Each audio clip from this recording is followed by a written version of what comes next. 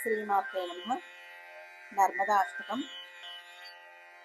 सबिन्दु सिन्धु शुष्कलस्तरङ्गभङ्गरञ्जितं दिशत्सु पापजातजातकारिवारि संयुतं कृतान्तदूतकालभूतभीतिहारिवर्मदे त्वदीयपादपङ्कजं नमामि देवि नर्मदे।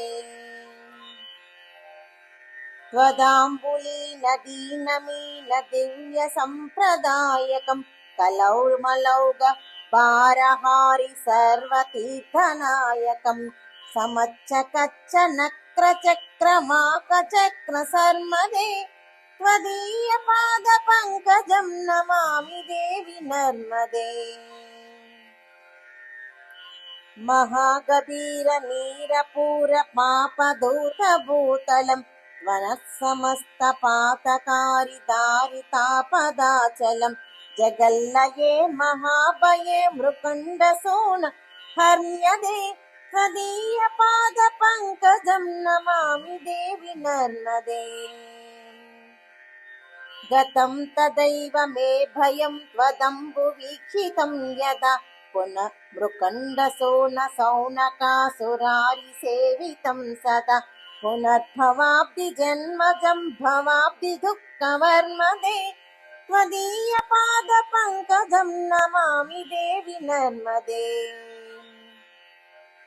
अलक्षलक्षकिन्नरामरासुरादिपूजितं सुलक्षनीरतीरधीरपक्षिलक्षपूजितं वसिष्ठशिष्टपिप्पलादिकर्दमादिसर्मदे त्वदीयपादपङ्कजं नमामि देवि नर्मदे।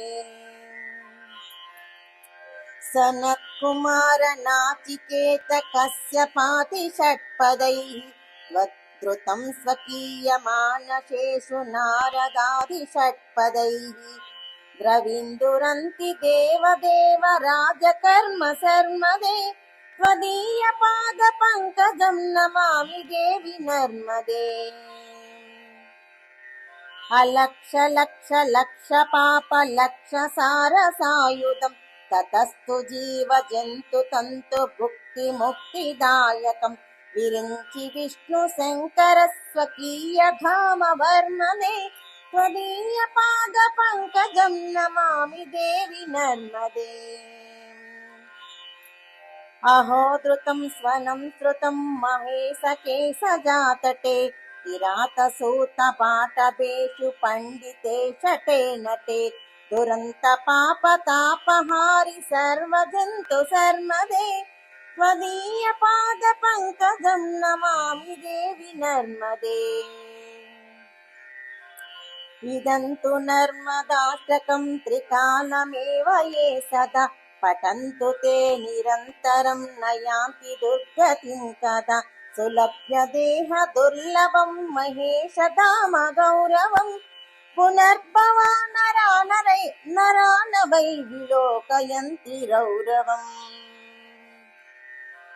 इति श्रीमत्परमहंसपरिव्राजकाचार्यस्य श्रीगोविन्द भगवत्पूज्य पादशिष्यस्य श्रीमत्शङ्कर भगवत्कृतौ नर्मदाष्टकं सम्पूर्णम्।